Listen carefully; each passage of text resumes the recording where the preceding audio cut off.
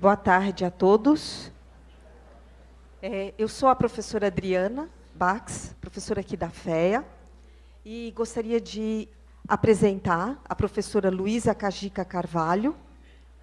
A professora Luísa é do Instituto Politécnico de Setúbal e também do Cefage, que é a Universidade de Évora, em Portugal. Nós temos desenvolvido em conjunto diversas pesquisas, trabalhos. Inclusive, ela esteve aqui, está participando de uma disciplina que é Empreendedorismo Digital e Territórios Criativos Inteligentes. E hoje ela vai estar apresentando aqui uma palestra, Ecossistemas Empreendedores e Cidades Inteligentes. Um caminho ainda por percorrer. Eu tenho certeza que será uma excelente oportunidade para todos nós. A professora Luísa é uma pessoa bastante acessível para quem depois quiser estar entrando em contato, participando de outras atividades. E é com grande satisfação que vamos ter aqui a apresentação dela. Peço também que ela, ao iniciar a apresentação, traga mais algumas informações sobre o perfil dela. E agradeço também a presença de todos vocês aqui. Obrigada.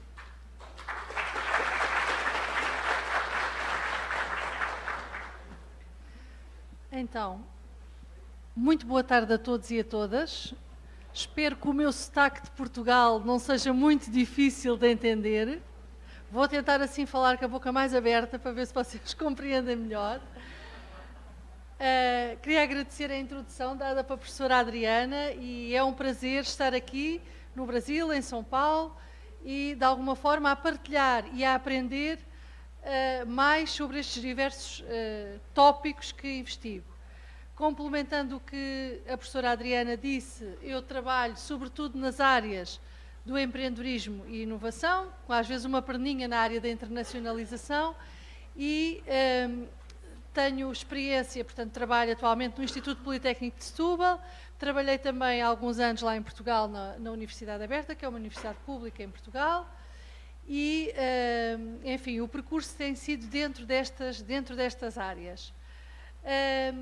Agora, fruto também de alguns trabalhos que tenho vindo a desenvolver e, sobretudo, de um livro que editei sobre a área das Smart Cities, um bocadinho por desafio, não era muito a minha área, acabei por me interessar por este tema, mas por o ligar um pouco também com a questão que eu costumo investigar, que é a questão do empreendedorismo. Daí ter surgido esta relação entre ecossistemas empreendedores e cidades inteligentes, e esta questão, se existe ou não, isto depois também pode ficar aqui aberto para debate, se existe ou não ainda um caminho por percorrer e como é que podemos correr este caminho.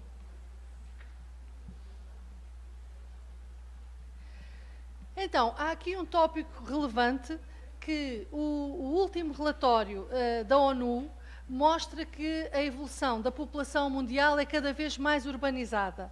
Ou seja, grande parte da população do mundo vive em cidades e há uma tendência para que a população que vive em cidades vá aumentar até 2050. É uma tendência global, nós verificamos isso em várias partes do planeta e com uma incidência grande até em alguns continentes, como é o caso, por exemplo, atualmente da África ou da Ásia ou até aqui da América Latina. Só fazendo aqui um pequeno paralelo com Portugal. Portugal é um país muito pequeno, mas também é um país onde há migrações internas muito grandes e as pessoas, fruto, às vezes até de não terem acesso a determinado tipo de recursos, não desejam continuar a viver em zonas rurais e este tipo de situações também causam problemas de desigualdades regionais, não é? Porque depois criam pressões na cidade e as zonas mais do interior acabam por ficar sem pessoas e, sobretudo, sem jovens. Neste contexto, os números também mostram que 54% da população mundial que vive em áreas urbanas, esperando-se que haja um aumento para 66% desse valor em 2050. Portanto, sempre com esta tendência de incremento. Por outro lado, também há uma tendência para o crescimento das megacidades, ou seja, o número de cidades com mais do que 10 milhões de habitantes está também a crescer em número em todo o mundo. E aqui estão algumas imagens, não é? De Tóquio, ou de Mumbai, na Índia, ou Xangai, na China, são exemplos de megacidades. Também as cidades mais pequenas passaram a ser cada vez mais numerosas e a crescer de forma mais rápida, esperando-se então essa redução na população rural. Eu já há cerca de 10 anos que venho aqui ao Brasil e trabalhar em conjunto com colegas, até aqui com o primeiro contacto com a professora Adriana, quando ela ainda estava em Ribeirão Preto, e lembro-me que a primeira vez que fui a Ribeirão Preto era uma cidade muito mais pequena, e uma cidade sendo aqui do interior do estado de São Paulo, que alguns provavelmente conhecem, nos últimos anos tem crescido de forma significativa. Portanto, mesmo estas cidades de dimensões mais pequenas têm um crescimento bastante considerável nos últimos tempos. Eu fui procurar aqui também alguns números que pudessem haver sobre a cidade onde estamos, sobre São Paulo, e esses números do relatório da ONU indicam, sobre a forma de projeção, que São Paulo terá 22 milhões de habitantes nos próximos 32 anos. Portanto, também está dentro das megacidades com uma tendência de crescimento ainda maior. Então, face a este contexto de cidades que crescem de forma, por vezes, até destruturada, não é? De forma significativa e com problemas orgânicos ligados ao crescimento, impõe-se então esta tendência de tentarmos saber mais, estudar mais sobre as cidades inteligentes. Afinal, o que é que são cidades inteligentes e como é que podemos caminhar para essa ideia do smart, que agora também é uma palavra de moda e que cada vez é mais utilizada. E, por outro lado, ligar esta questão das cidades inteligentes e sustentáveis com o mundo empresarial. Nós sabemos que, muitas vezes, as cidades crescem porque as pessoas procuram novas condições até de trabalho, e nessas cidades há mais empresas, há mais contexto empresarial. Então, como é que vamos fazer esta ligação entre as cidades que crescem, torná-las inteligentes e ligá-las aos ecossistemas empreendedores? Sabemos também, aqui do ponto de vista do desenvolvimento regional, que existe uma dinâmica de parceiros, digamos assim, criativos, inteligentes, que vão participar de forma colaborativa nestas cidades. E essa forma colaborativa deveria ser, de alguma forma, incentivada através de uma governança para criar condições que promovam uma melhor qualidade de vida, economia, mobilidade, emprego e competitividade regional. Fazendo aqui um paralelo, se me permitem, com o caso de Lisboa. Lisboa é uma cidade que nos últimos anos tem crescido muito em termos de empreendedorismo, de startups, de incubadoras de empresas, e muitos empreendedores de outras partes do mundo têm procurado Lisboa como localização para criar as suas empresas, sobretudo na área dos TIs. E um dos fatores que essas pessoas também invocam para essa escolha tem a ver com a qualidade de vida, ser uma cidade que é segura, que está próximo da praia, que tem sobretudo para as pessoas do norte da Europa, tem um clima agradável. Pronto, esses fatores influenciam também, não é muito cara, já foi mais barata, mas, enfim, mas são fatores que influenciam, portanto, essa decisão. Por outro lado, estas cidades inteligentes deveriam, de alguma forma, tentar também trabalhar em rede, num contexto até da região, da especialização inteligente da região onde estão localizadas, no sentido de promover a eficiência e os aspectos de política social que permitiriam também o desenvolvimento social, cultural e urbano desse território. Porque as pessoas, para além de procurarem um posto de trabalho, e sobretudo quando queremos atrair pessoas mais qualificadas, elas procuram também outros aspectos para além simplesmente do emprego. Coloquei aqui alguns aspectos só para nos situarmos em termos de possíveis áreas de intervenção das cidades inteligentes, e aqui temos aspectos como a cidadania e a governança, portanto é preciso haver aqui aspectos também relacionados com a gestão da própria cidade, mobilidade e transportes, descongestionamento e desenvolvimento distribuído, ou seja, não ser uma cidade que tem zonas muito desenvolvidas e outras com muitas dificuldades, portanto haver aqui uma tendência para haver uma harmonização da própria cidade, gestão de resíduos sólidos e reciclagem, a parte do ambiente, não é? Da água, do saneamento básico, da segurança. Depois, os aspectos também da educação, cada vez mais se tenta minimizar, por exemplo, a distância à escola, mas depois podem haver aqui nas cidades inteligentes que já vou falar um pouco mais à frente, aspectos da digitalização que podem também tornar a escola mais perto, utilizando algumas ferramentas mais digitais, os edifícios inteligentes, a eficiência energética e o ambiente. Portanto, estes são alguns tópicos e áreas de intervenção que podem ser trazidos à discussão no âmbito da gestão deste tipo de cidades. Em termos de estado de arte, isto os professores não conseguem apresentar qualquer coisa sem ir um bocadinho ver o que é que os outros andaram a estudar e fazer aqui digamos assim, um referencial. As cidades inteligentes, alguns autores mostram que devem, sobretudo, investir em capital humano e social e também têm uma forte viés na área das tecnologias e, sobretudo, na informação e comunicação. Depois há aqui aspectos também muito relevantes que talvez nós que vivemos numa grande cidade podemos não dar portanto, muito valor, mas às vezes as pessoas que vivem em cidades mais pequenas ou mais de interior sabem que isto é mais difícil, como as infraestruturas, até as infraestruturas de comunicação, não é? O acesso rápido ou não à internet, será que é igual em todas as partes, em todas as cidades, não é? As questões da qualidade de vida, a gestão também dos recursos naturais e a existência de um governo participativo. Lá está outra vez a tal dimensão da governança. No âmbito do Programa das Nações Unidas para o Meio Ambiente, também refere que as cidades com cerca de 50% da população mundial contribuem com 60% a 80% para o consumo de energia, 75% para as emissões de carbono e criam enormes situações de desigualdades e exclusão social. Ou seja, também há uma tendência para haver, de certa forma, uma correlação entre estas grandes e mega cidades com um conjunto de problemas que vão depois causar aqui uma série de externalidades negativas, não é? E não vão conseguir situá-las nesta tendência de criar condições favoráveis à vida das pessoas. Do ponto de vista da dimensão das cidades inteligentes, eu fui aqui procurar um conjunto de autores que, fazendo aqui alguma revisão de literatura, que estudaram este tópico e agrupei-os de acordo com dimensões. Então, existem um conjunto de autores que estudam as cidades inteligentes associando-as ao uso de tecnologias de informação, quer à sua utilização, quer à sua disponibilidade.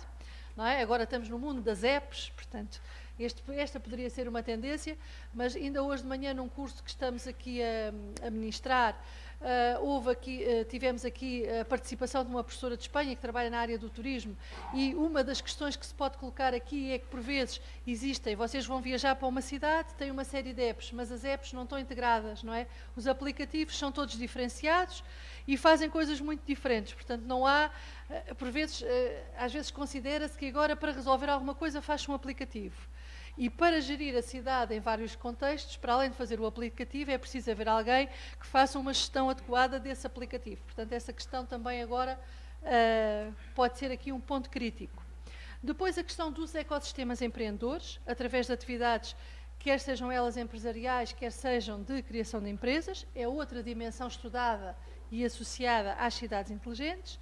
As questões do governo eletrónico e da inclusão dos residentes, portanto, do e-government e a questão, por exemplo, que se coloca até na área do turismo, não é? As pessoas que começam, as cidades têm pressões enormes, eu estou-me a lembrar aqui outra vez do caso de Lisboa, não é? Que cada vez há mais pressão, há mais turistas e isso começa a criar alguns desentendimentos entre os locais porque estão a perder as suas casas nos bairros mais típicos, não é? Porque eles estão a passar para os turistas e eles estão a viver mais no subúrbio da cidade. Portanto, estas questões também de inclusão. As indústrias criativas e a alta tecnologia é outra área estudada. Capital humano e a sua relação com a comunidade e também as questões do capital social e as suas relações. Então, fazendo aqui novamente um paralelo e considerando que grande parte da literatura refere que as cidades inteligentes estão imensamente relacionadas com a questão da digitalização e das tecnologias de informação, há aqui, portanto, a questão de uma cidade, quando quer ser smart ou quando quer ser inteligente, também tem que estar bem desenhada e bem estruturada para uma utilização adequada do uso dessas tecnologias. Portanto, em geral, as cidades inteligentes são também cidades digitais. Por outro lado, as dinâmicas empresariais e a relação, portanto, com as empresas, têm um papel fundamental no reforço desse conhecimento, não é? Considerando que essas cidades inteligentes podem desempenhar dois tipos de papéis. Por um lado, podem gerar o capital intelectual, não é? Os atores que vão atuar nessas dinâmicas, as universidades, a indústria, a sociedade civil, o governo, e, por outro lado, também suportam mecanismos que permitem uma aprendizagem social e a transferência desse conhecimento. E que podem estar aqui associados a um sistema de inovação regional. Então, fazendo aqui um esquema para melhor olhar para estes diversos atores e para estas, digamos assim, palavras-chave das cidades inteligentes, relacionando-as, por isso eu pus ali a amarelo com o ecossistema empreendedor, nós podemos aqui encontrar aspectos relevantes relacionados com a relação entre as empresas, os cidadãos, o setor público, depois baseadas também num sistema de infraestruturas, porque quando nós estamos a falar em mobilidade, são infraestruturas, sejam elas de transporte, em comunicações é preciso haver infraestruturas de comunicação, etc. Portanto, há aqui também uma dimensão, digamos assim, corpórea do processo, e onde confluem diversos, aqui eu coloquei isto quase como uma chuva de palavras-chave que podem estar associadas a esta dinâmica, as questões da inovação e da cocriação, as tecnologias de informação e a tecnologia em geral, a governança, portanto é preciso haver alguém, é como aquela questão dos aplicativos, não é? Não interessa haver 10 aplicativos para uma mesma cidade e o turista não consegue gerir os aplicativos, portanto é preciso haver aqui alguma governança deste sistema. A questão da cultura, e aqui a cultura, seja na dimensão de ser uma cidade criativa, com a indústria criativa, mas também da cultura até empreendedora, da aceitação de risco, da própria cidade, a questão da sustentabilidade e, sempre importante, naturalmente, o capital humano da cidade, não é? Que depois confluiria aqui para a questão de um ecossistema empreendedor que vai utilizar estes diferentes elementos para também ajudar a própria cidade a criar riqueza e a criar valor. No âmbito deste ecossistema empreendedor e ligando-o com a cidade inteligente, nós também encontramos aqui um conjunto de tópicos que podem ser desenvolvidos, nomeadamente a questão do aglomerado regional, ou seja, quando nós temos esta questão que já foi, enfim, estudada, há uns anos estudava-se isto em termos de clusters, em termos de distritos industriais, etc., não é? Ou seja, quando temos uma cidade que sabe fazer determinado tipo de coisa, que tem uma especialização, que agora nós chamamos especialização inteligente, não é? E que se pode basear nessa especialização inteligente para desenvolver esse próprio ecossistema regional. Temos agora esta ligação, porque estamos numa economia digital. Não sei se já estou a falar muito depressa e vocês já não percebem nada, se calhar estou. Já estou a ouvir aí uns oi, o que é que ela está a dizer? Então, temos esta ligação desta questão do ecossistema e da especialização inteligente num contexto de economia digital, não é? Que está toda interligada, que vai permitir, de forma mais simples do que no passado, a partilha de conhecimento, porque nós estamos sempre a partilhar conhecimento, e eu vou dar depois aqui alguns exemplos, vai facilitar a especialização, precisa, como eu já disse, das tais infraestruturas, e vive também muito destas parcerias. Nós sabemos, atualmente, ninguém consegue fazer nada só, não é? Portanto, é muito importante saber trabalhar a equipa, seja dentro das universidades, seja entre as universidades, seja entre as universidades e as empresas, as incubadoras, enfim, os vários parceiros que podem funcionar nesse processo. E depois tem a tal dimensão também da questão da sustentabilidade, da qualidade de vida e do acesso ao conhecimento, não é? De alguma forma tem que ser um ecossistema, tem uma parte orgânica, não é? Que é única e diferenciada. Dentro deste ecossistema empreendedor, nós podemos então também encontrar um conjunto de focos. E esses focos podem aqui ser organizados, eu até recorri aqui a este trabalho do Mason e Brown, podem ser organizados aqui de acordo com várias entidades, chamemos assim, que aparecem aqui como exemplos, não é? Temos os atores, que podem ser as aceleradoras, as incubadoras, as empresas, etc., as organizações, Business Angel, Venture Capital, as universidades, as conexões, que podem ser parcerias que são feitas entre entidades públicas e privadas, alianças, aprendizagem entre pares, os canais de ligação locais ou globais. Temos depois as questões da própria orientação empreendedora desse contexto, não é? Desse ecossistema. E aqui temos as questões da educação empreendedora, dos role models, ou seja, de nós termos casos que são casos de sucesso e que podem inspirar outros empreendedores, que podem ser mentores de outros empreendedores, o networking entre pares e depois também, aqui isto está com não traduzi para português, porque em português soa estranho, não é? Que é reciclagem empresarial. No fundo é o facto das empresas, fruto de um processo orgânico também, umas que já não estão a funcionar no mercado morrem e outras nascem.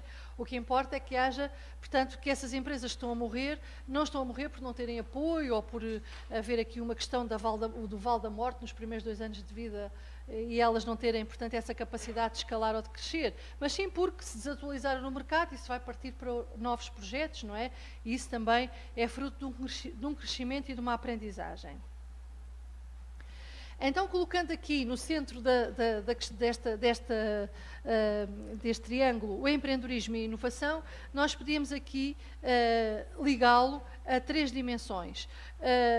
À qualidade de vida, ser uma cidade vivível, não sei se isto em português é traduzível assim, ter um bom ambiente de trabalho e ser também sustentável. E aqui tem que haver uma ligação, quer ao local, porque estas cidades têm que resolver problemas locais, não é? Têm um caráter também regional, mas também uma ligação global, porque as cidades estão também ligadas entre si pelos próprios sistemas da digitalização. Nós sabemos que cada vez mais o mundo é plano, não é?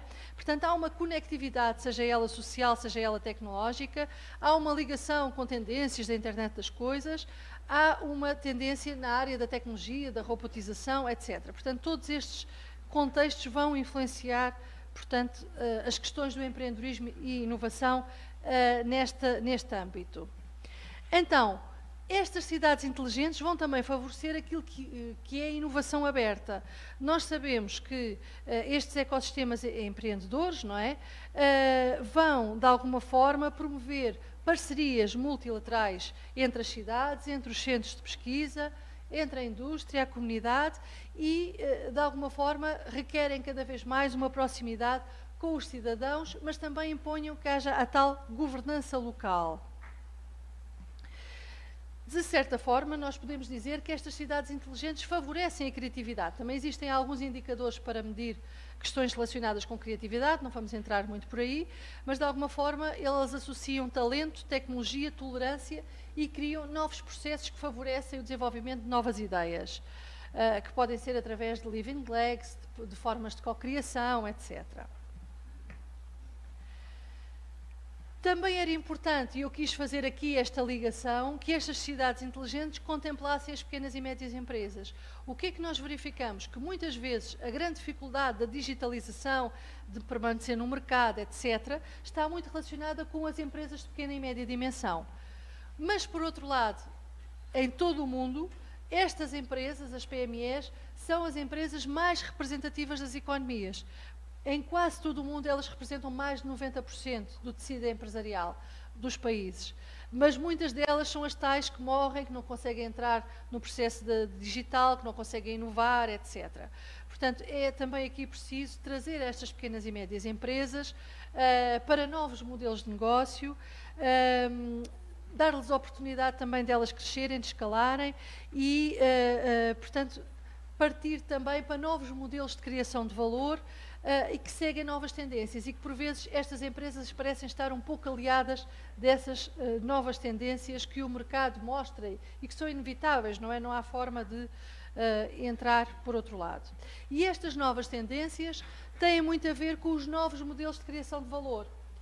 Enquanto que há uns anos atrás o modelo de negócio e a criação de valor tinha uma forma tradicional muito linear, não é? A produção, a distribuição, o marketing, o consumidor, eventualmente isso retroalimentava o processo. Atualmente, nós temos cada vez mais os modelos de negócio em plataforma.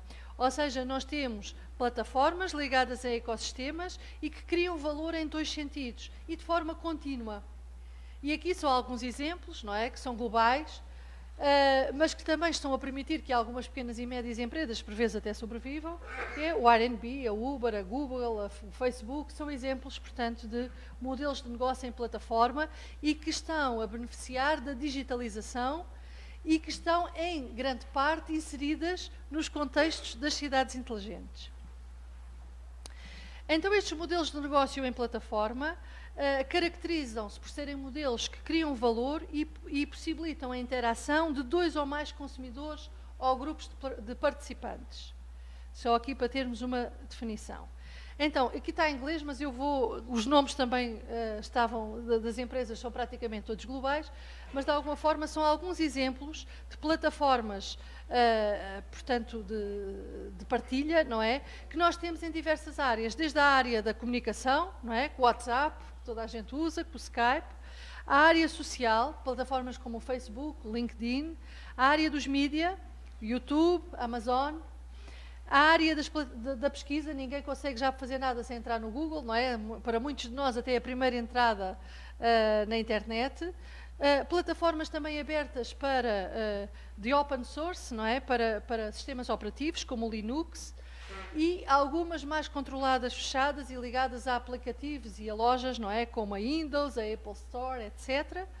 Depois temos no outro lado a azul os serviços que são oferecidos através de plataformas, aqui como o Airbnb, a Uber Eats e outros exemplos, as plataformas de partilha de ativos, como o caso da Uber, não é? Que há um ativo que é o automóvel e há o serviço, ou só de ativos, como é o caso do Airbnb com os arrendamentos, as plataformas para a venda de produtos, como é o caso do eBay ou Amazon Marketplace, as plataformas de pagamento, o Visa, o PayPal, e ainda existem outras na área da economia partilhada, não é?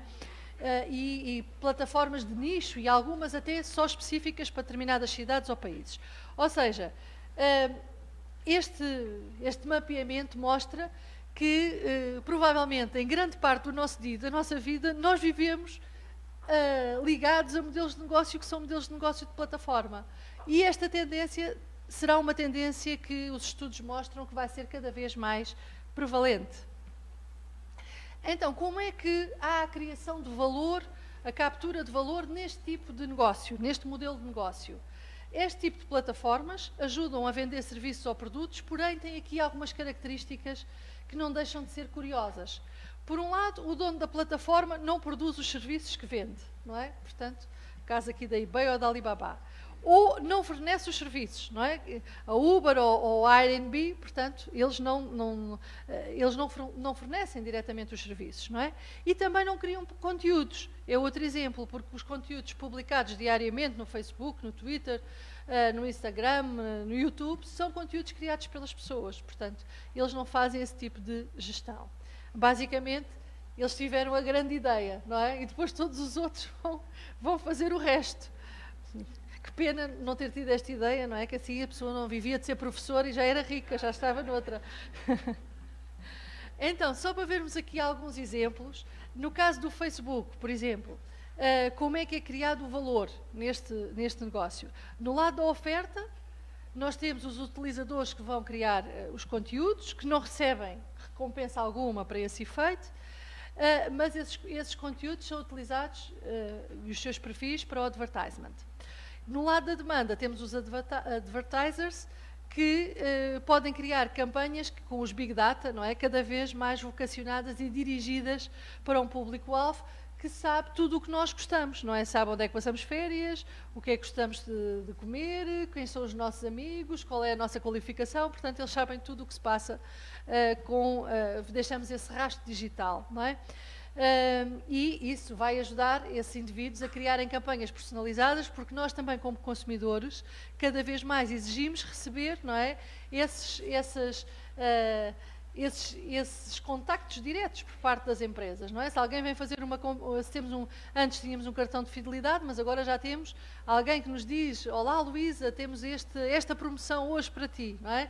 Então alguém sabe o meu nome e está a dizer-me que existe aquela situação especial que me pode interessar. Portanto, há uma relação direta com o próprio consumidor. E o Facebook em si vai capturar o valor, dando acesso a esses advertisers, em dirigir, portanto, campanhas a esses públicos-alvos, e nós, com os nossos posts, com os nossos likes, acabamos por, enfim, alimentar esse processo. Um outro exemplo é o exemplo da eBay. A eBay, no lado da oferta, tem um conjunto de indivíduos que pretendem vender online, portanto, os produtos, e às vezes até pequenos negócios, pequenas empresas que utilizam esse tipo de plataforma. Tem um suporte legal para o pagamento, que é o PayPal, que também dá alguma credibilidade ao sistema de pagamento. No lado da demanda, podem comprar confortavelmente os produtos, comparar preços, etc. Também é confortável para essas pessoas. A eBay captura valor através das taxas de transação e os benefícios que proporciona para ambas as partes. Mais um exemplo do R&B também, que está de alguma forma até a fazer, a confrontar grandes cadeias de hotéis. Por exemplo, no caso de Lisboa, já existem algumas contestações das cadeias de hotéis ao mercado do R&B, vai haver, fruto de alguma pressão também, parece que vai haver até alguma regulamentação na cidade, relacionada, portanto, com esse tipo de arrendamentos, etc., porque, enfim, as pessoas estão a procurar esse tipo de alojamento em vez, por vezes, do hotel. Então, para os donos da casa ou para o anfitrião, eles melhoram a utilização dos seus ativos, não é? Podem rentabilizar os seus ativos com um rendimento adicional. Para o lado da demanda, para os viajantes, podem encontrar alojamentos mais acessíveis e também em situações em que há grandes eventos. Ainda há cerca de um mês eu tive que ir ao Porto e havia lá um grande evento, e como não é uma cidade que tenha muitos hotéis, não havia hotel. Então foi fácil encontrar no R&B um local para ficar. Portanto, em alturas até que tudo está lotado, é mais fácil encontrar, portanto, alojamento. O R&B em si vai capturar valor através também de uma percentagem de cobrança sobre cada reserva e, por outro lado, eles estão, de certa forma, a ser comparados com grandes cadeias de hotel, embora eles sejam um portal onde as pessoas colocam lá apenas as suas casas. Também eles não ficam tão dependentes dos ciclos imobiliários, porque eles não têm nenhum ativo, portanto, são as pessoas que colocam aquele produto no mercado. É uma forma... E isto, o R&B, surgiu um bocadinho de um grupo de estudantes, acho que eram 2 ou 3 estudantes, que começaram a alugar um colchão de ar, por isso é que é Airbnb, não é? Era um colchão de encher de ar, começaram a alugar a outras pessoas e a dar o café da manhã, não é? E daí é que surgiu a ideia que depois foi replicando e criou a plataforma, etc. Só olhando aqui de uma forma muito rápida para o modelo Canvas, o business model da R&B, eu coloquei só aqui a questão, portanto tem aqui estas diversas dimensões, não é? Também para se perceber um pouco como foi o processo de criação de valor, mas de alguma forma, portanto, é um bocadinho para os anfitriões a questão da geração de rendimento, de ser fácil a transação, também de poder encontrar novas pessoas, também há pessoas que vão para este tipo de alojamento porque vão encontrar pessoas do local, podem estabelecer outro tipo de contactos, conhecer de uma forma mais genuína a região ou o bairro, etc. É fácil de gerir também a questão das reservas. Para o lado, portanto, das pessoas que procuram um alojamento, tem um custo mais baixo, é fácil a transação, é uma experiência mais autêntica e também pode gerar mais variedade de ofertas. E, por outro lado, também tem preços que são transparentes, porque acabam por estar disponíveis todos os preços e aumenta também a transparência do processo de transação. Então, para concluir, e fazendo aqui uma ligação de todas estas áreas que, se calhar, à partida nem pareciam tão óbvias, de facto, nós temos estas cidades que crescem em todo o mundo, sobretudo na Ásia, na África, da América do Sul. Muitas destas cidades nascem de forma não planeada e a governação tem dificuldade em torná-las smart. Muitas destas cidades também crescem de forma desordenada porque as pessoas vêm, por terem mais empresas e porque as pessoas vêm procurar postos de trabalho, vêm procurar oportunidades, não é? Nestas grandes cidades. E, por esse motivo, os ecossistemas empreendedores, se elas forem capazes de o ter, não é? Porque Eu não entrei aqui muito nesse tema, mas para ter um ecossistema empreendedor também é uma coisa que, enfim, não é dizer agora tenho um ecossistema empreendedor, não é preciso haver aqui uma relação clara, como orgânica, entre várias entidades e áreas daquela região e que trabalham em conjunto para a questão também não só da criação da empresa, mas da criação de valor, da inovação, da internacionalização, etc., num determinado território. Portanto, estes ecossistemas empreendedores podem, de alguma forma, ser elementos-chave ou elementos importantes na estratégia de tornar estas cidades mais habitáveis em diversos domínios. Esta questão das cidades inteligentes é um tópico que é holístico, portanto é estudado sobre diversas perspectivas, não é? Para a engenharia, que estuda mais a mobilidade, ou pela água, portanto tem aqui um caráter holístico, mas estão de facto muito associadas à questão que é uma questão de tendência atual, que é a tecnologia e a digitalização. Portanto, neste contexto, também os próprios modelos de negócio parecem seguir uma tendência semelhante à tendência das smart cities, havendo estes modelos de negócio cada vez mais digitais e chamados de plataforma. Estes modelos de negócio, portanto, digitais e de plataforma, acabam por criar valor de uma forma que antes não era pensada, não é? De uma forma diferente.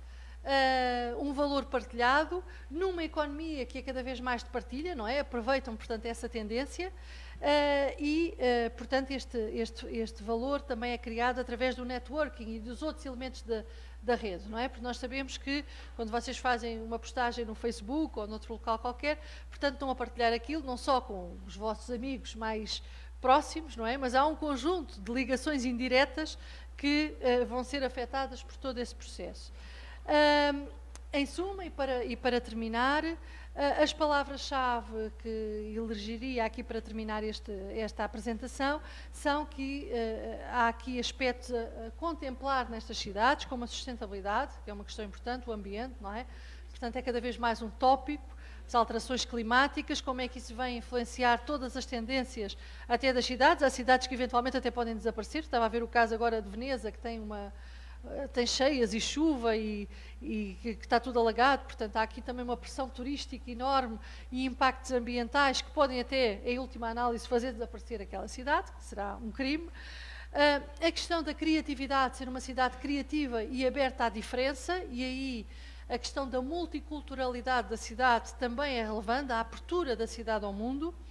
As questões da qualidade de vida, que podem também atrair empreendedores e startups de alto valor, não é?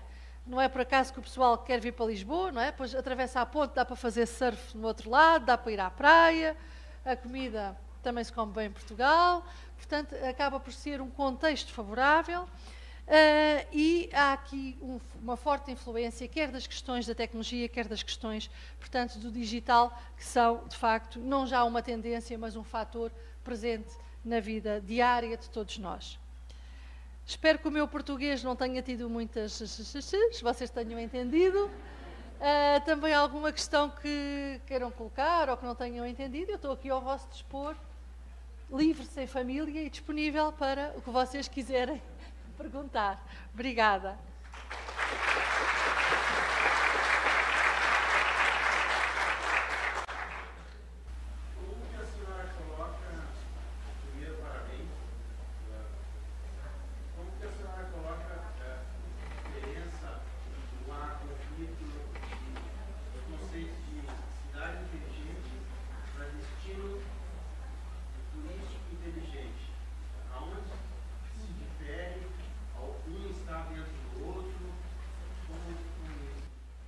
A questão do turismo e das cidades inteligentes tem pontos que se sobrepõem, mas também têm diferenças. Porque uma cidade pode ser muito inteligente para os residentes, ou seja, estar muito bem preparada para os residentes, com a mobilidade, etc. Mas depois, quando vem o turista não tem acesso a essa informação que tem o residente, e não ser uma smart city para o turismo. Eu participei num grupo de...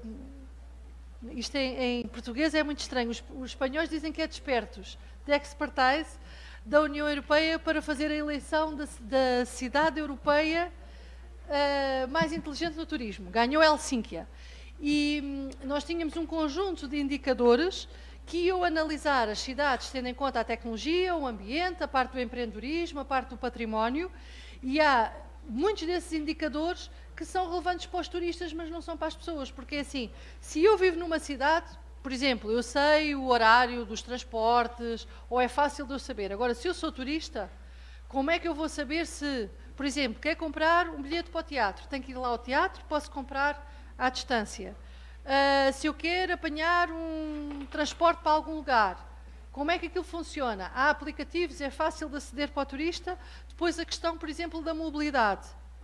Existe um turismo que também é inclusivo, inclui pessoas que tenham dificuldades de acesso a essa cidade ou não. Portanto, há aqui várias questões que da parte do turista são diferentes do residente.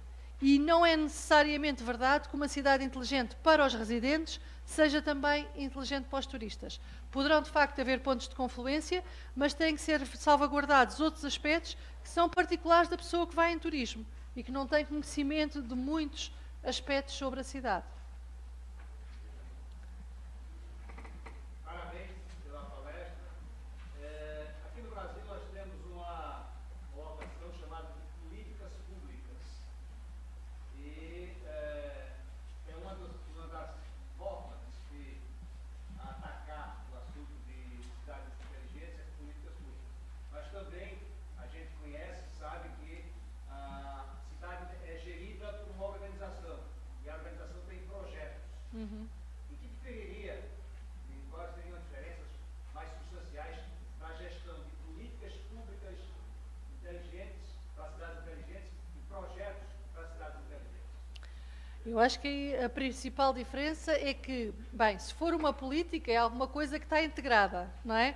Se for um projeto, isto é um bocadinho como nós, tivemos vários projetos, ou eles estão todos interligados e têm uma visão multidimensional que vai atuar para a cidade de uma forma integrada, ou então podem estar a atuar em áreas muito diversificadas, mas que não têm depois o impacto final que nós queremos. Eu responderia também com o exemplo. Por exemplo, nós lá em Portugal, para as regiões que tinham mais dificuldade de desenvolvimento, a União Europeia lançou um programa que é o Programa dos Territórios Inteligentes, de especialização inteligente dos territórios. Então, esses territórios, muitas vezes nem têm feito o levantamento, nem sabem o que é que sabem fazer bem. E então apostam em tudo, as empresas produzem tudo, não há uma estratégia ligada. Então, o que é que foi feito? Foram criados grupos, e isto também se integra nas políticas públicas, com vários elementos que vão desde as universidades, aos empresários, às prefeituras, aos centros de pesquisa, etc., que tinham que trabalhar em conjunto para delinear essa estratégia e para dizer, enfim, o que é que nós sabemos fazer bem. Nós tivemos até aqui no curso que eu estou a dar com a Adriana, uma professora lá de Portugal, que veio apresentar desses projetos para a Zona Centro. Por exemplo, na Zona Centro existe a Universidade de Coimbra, a Universidade da Beira Interior, a Universidade de Aveiro, e existem mais 2 politécnicos. E muitas vezes, numa região tão pequena, eles não falavam entre si, não interagiam. E as empresas também não tinham muita indicação se deveriam especializar-se, sei lá, no turismo, ou na floresta, e cada Câmara Municipal, cada Prefeitura, trabalhava se calhar com o seu projeto de forma diferenciada. Aí o que se tentou foi integrar essas sinergias e pôr as pessoas a discutir, definir uma estratégia e criar linhas de atuação em que, face àquelas áreas que ficaram como áreas depois consideradas de especialização inteligente, que penso que naquela região foi a floresta, o mar, a saúde e a tecnologia. Então, dar esse direcionamento e criar as políticas públicas para apoiar esse tipo de projetos. E isso vai orientar as câmaras municipais, os empreendedores, as universidades, que têm um foco para o desenvolvimento da região. Agora, se fossem todos a fazer o seu projeto, talvez não fosse uma estratégia muito inteligente, não é? Porque todos estavam a fazer e se calhar até haviam pontos de confluência que se sobrepunham. Não sei.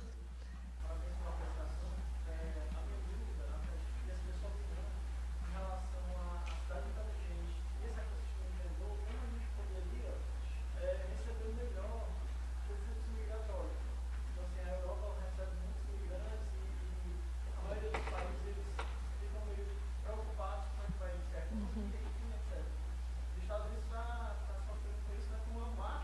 no seu país. Então, assim, como uma cidade inteligente, ela pode absorver e dar condição humana para as pessoas poderem até empreender nela. Isso é um tópico muito, muito quente. Nós lá, pronto, a questão do empreendedorismo imigrante e da integração das pessoas. Por acaso, Portugal não tem muito esse problema, porque parece que os migrantes não querem muito ficar em Portugal. Nós até fizemos, houveram alguns programas de acolhimento em Portugal que davam casa, arranjavam forma das pessoas aprenderem a língua, uma forma, mas as pessoas assim que tinham de alguma forma a possibilidade de migrarem para a Alemanha ou para os países do centro iam, porque de facto o valor social que era dado para as pessoas sobreviverem não era muito grande, elas tinham que depois desenvolver uma certa atividade. Mas houveram alguns que ficaram e há alguns exemplos interessantes. Existem em Lisboa alguns projetos de empreendedorismo imigrante e de comunidades imigrantes que se instalaram e acabaram por ficar. E existem mesmo formações ligadas, portanto, para essa área. Como é que... Eu não sei muito bem como é que é feito nos outros países da Europa, sei que isso é uma dificuldade e que não há ainda uma solução única, que ainda estamos a procurar essa solução, mas o que em Portugal há um apoio grande, por exemplo, de instituições como a Santa Casa da Misericórdia, que em Lisboa é muito rica porque gera os negócios de sorte e azar, e então tem muito dinheiro, e consegue desenvolver um conjunto de projetos sociais e atualmente tem, por exemplo, uma incubadora social em Lisboa e que dá também apoio a esse tipo de projetos, de pessoas que sejam de alguma forma excluídas ou migrantes e que têm formação para criar o seu próprio negócio. E temos agora um bairro em Lisboa que até fica no centro, onde dá para comer toda a comida do mundo, não é? Porque há muitas pessoas da Ásia e de muitas partes e que esses pequenos negócios são apoiados por essas organizações também. Pronto, de forma a integrar as pessoas na sociedade. Mas lá está, em Lisboa isso não tem sido um grande problema porque não é um fluxo muito grande de pessoas que têm chegado. Se houver um fluxo muito grande de pessoas, se calhar tinha que se repensar e fazer a coisa de outra forma. Não dava para fazer, tinha que se massificar também essa formação, esse treinamento, porque... por exemplo, esta área do empreendedorismo imigrante, quem estuda empreendedorismo está sempre a procurar coisas diferentes. Eu estava a ler um trabalho sobre empreendedorismo imigrante, há uma maior tendência para as pessoas que são imigrantes para criarem empresas, porque quando vêm para uma economia, como o sistema formal às vezes não têm certificação, não têm forma de entrar para um trabalho formal e então começam a tentar criar a sua empresa. Portanto, os imigrantes são mais propensos a criar empresas do que os nacionais, segundo o que mostram os estudos. Mas também as comunidades imigrantes são muito diferentes, porque, por exemplo, em Portugal, se nós estamos a falar, por exemplo, de imigração de chineses, os chineses têm uma rede de contactos entre eles que não precisam muito desse apoio. Estava a falar em Setúbal com uma organização destas ligadas ao empreendedorismo imigrante, estava para casa a tentar desenhar um projeto, que até falei aqui com a Adriana, sobre esse tema. E falei com um senhor que dá apoio, que é da Ucrânia, e que dá apoio a imigrantes do leste da Europa. E ele estava a dizer, nós estamos abertos a todos, mas os chineses só aparecem cá quando têm uma dúvida muito específica, depois desaparecem, porque eles tentam fazer a relação dentro da comunidade. E vivem dentro da comunidade. Portanto, existem também aqui realidades muito diferentes, consoante a origem dessas pessoas, não é? E se calhar tem que haver estratégias também diferentes, porque não são grupos homogéneos. Mas é um tópico que eu ainda não sei muito. Comecei agora a ler umas coisas, porque acho que este tema dos refugiados em particular e de criar condições para estas pessoas se integrarem é um tópico que vai ser... que já é muito importante, porque acontece na Europa, acontece nos Estados Unidos, acontece aqui no Brasil com a questão da Venezuela, não é? Portanto, é um tópico que também é emergente para quem quiser trabalhar nesta área do empreendedorismo ligado aos migrantes.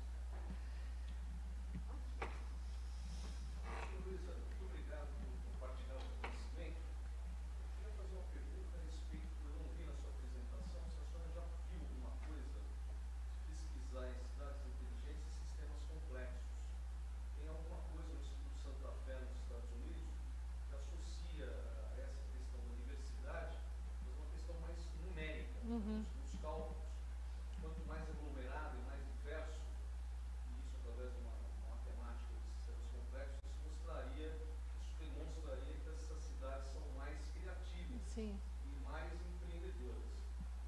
Não é o meu tema, mas eu me interesso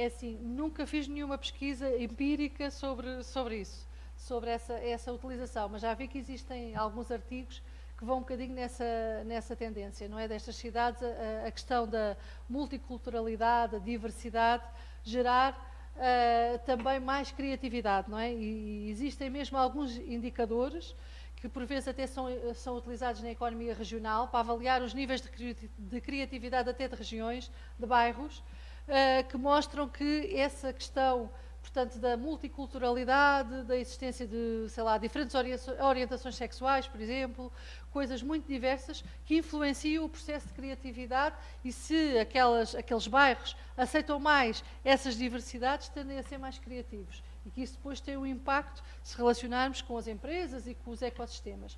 Mas estudar dados empíricos exatamente sobre isso eu nunca fiz. Nunca utilizei essa metodologia. Muito obrigada, então. Muito obrigada aos resistentes.